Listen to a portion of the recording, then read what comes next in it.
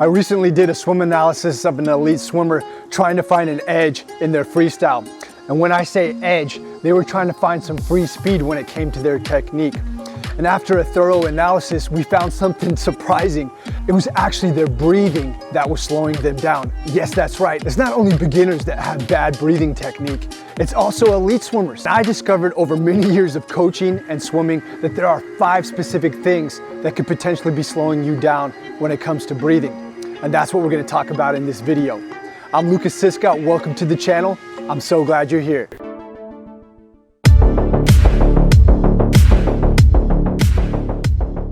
Well, the issue that we found with that elite swimmer that I mentioned before was their timing.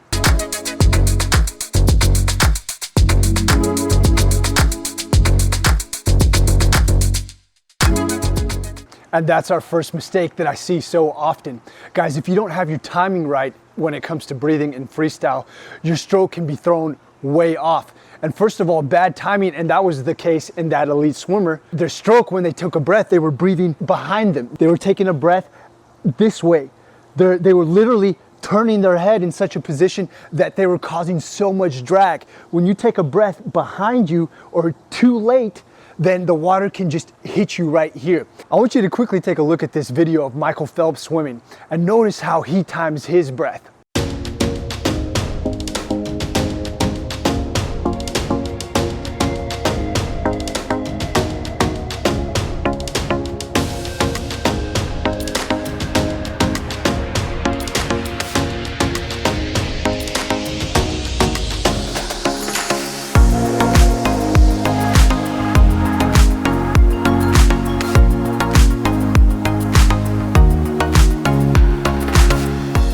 Yes, that's right. Did you notice how he was completely extended with that non-breathing side when he took the breath? The easiest way to describe breathing timing on land is this. Stick both arms in front of you like this. If you're a right-sided breather, as am I, pull your right hand down, and as it starts coming down, you start extending with the left, all right? And during this pull down, you start slowly turning to the right. And notice where my arm is right here and where my head is turned.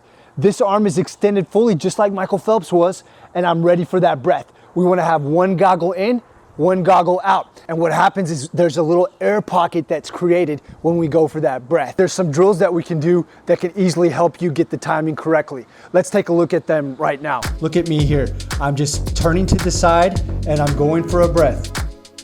Open up for a breath, close it off. Open up for a breath, close it off. Now we're gonna take a kickboard again and we're gonna use 2 arms, but same side. Breathe, close it off, use the other arm. Breathe to the same side, close it off, use the other arm. Breathe, close it off, use the other arm. Now we're gonna take the board away and we're gonna do the catch-up drill. This is basically front crawl swimming. Breathe into one side, closing it off, using the other arm. Breathe into one side, closing it off, using the other arm. And again, guys, fins can help you with this if you're new to swimming. After we master it with fins, we take them away.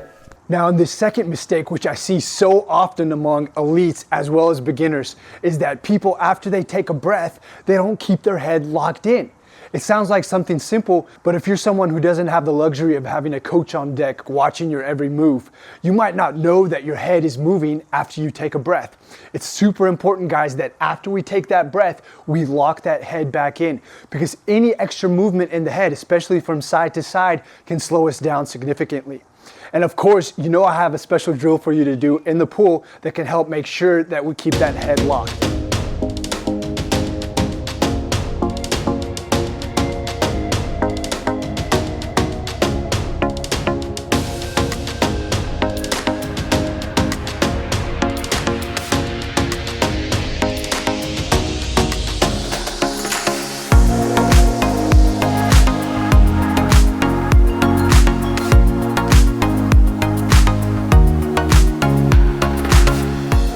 Now that brings us to the third mistake.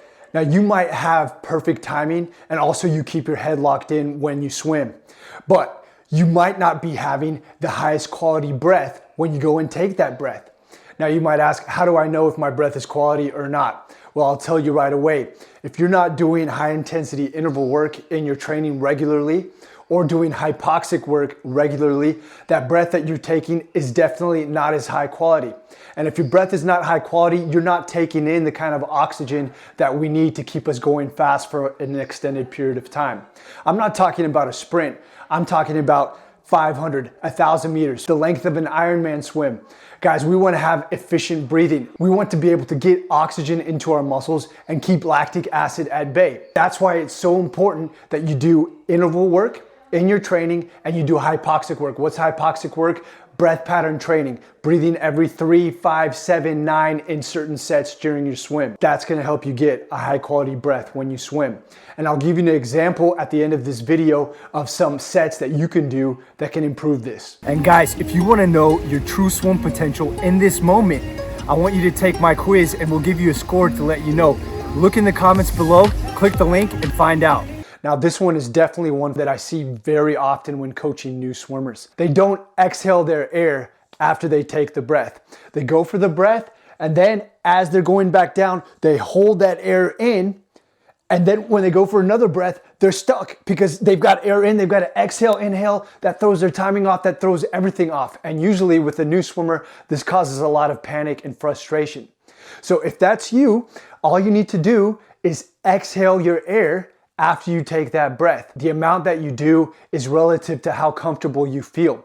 And I have a special drill for that in the water that can help you learn how to exhale your breath more. This is a drill that I really advocate because it can teach you how to inhale on top of the water, exhale underneath the water. And what you need to do with this drill is to repeat it as many times as you can. Start with just 10, do it real slow at first, and as you get better at it, increase your rhythm to a faster and faster pace. When you know how to breathe in and breathe out on the water properly from this drill, you can easily implement it back into your stroke. Now let's go back to that video of Michael Phelps that I showed you at the beginning. I want you to pay attention to how he exhales his air.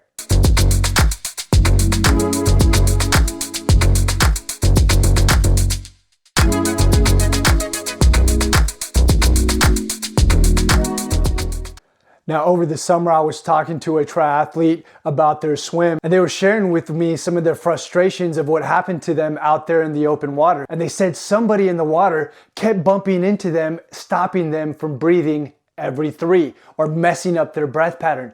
And I looked at him like, this is not uncommon. So many people think that breathing every 3 or bilaterally is a must in swimming. Guys, it's a drill. It's a drill that's supposed to help you even out your stroke. When we're swimming a race or doing a tough set in practice, unless we're doing hypoxic training, as we mentioned before, you want to breathe as many times as possible so that you can get the most oxygen into your system. And I even have elite swimmers telling me this, that they hold the breath pattern because it makes them dizzy breathing every stroke. Guys, you have to learn how to breathe a lot when you race. Whether it makes you dizzy or not, it can be trained. Guys, breathing every stroke, and I'm not talking about breathe here, breathe here, breathe here, breathe here. No, I'm talking about breathing to the right, for example, every time. And that's what I like to do.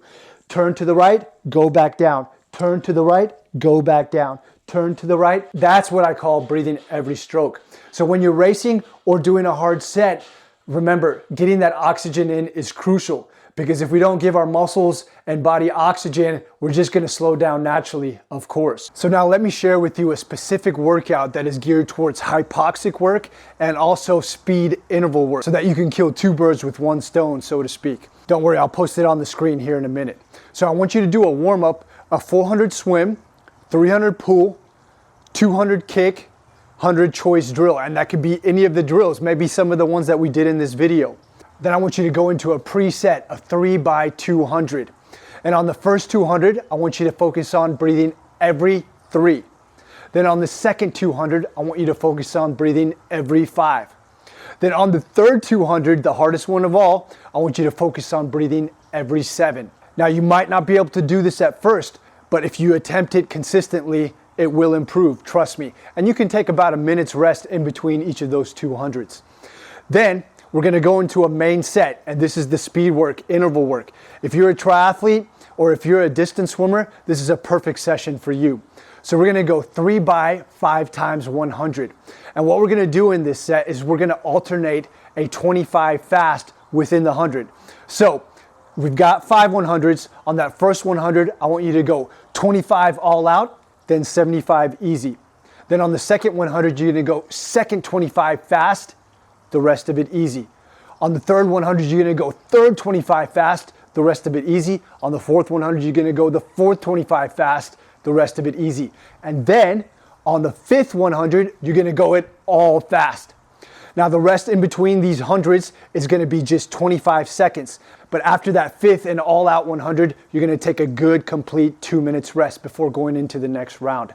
And you can repeat this according to your skill or ability level up to 3-4 times. And hey, you might be able to get through it only once, and that's fine. You gotta start somewhere. All right, after you do this set, depending upon how much volume you wanna get done, you can either just cool down and get out, or you can get some paddles and fins, do some equipment work to build up that base a little bit. Now that is a perfect workout that not only builds your lungs with hypoxic work, but also builds your fitness with some speed interval work.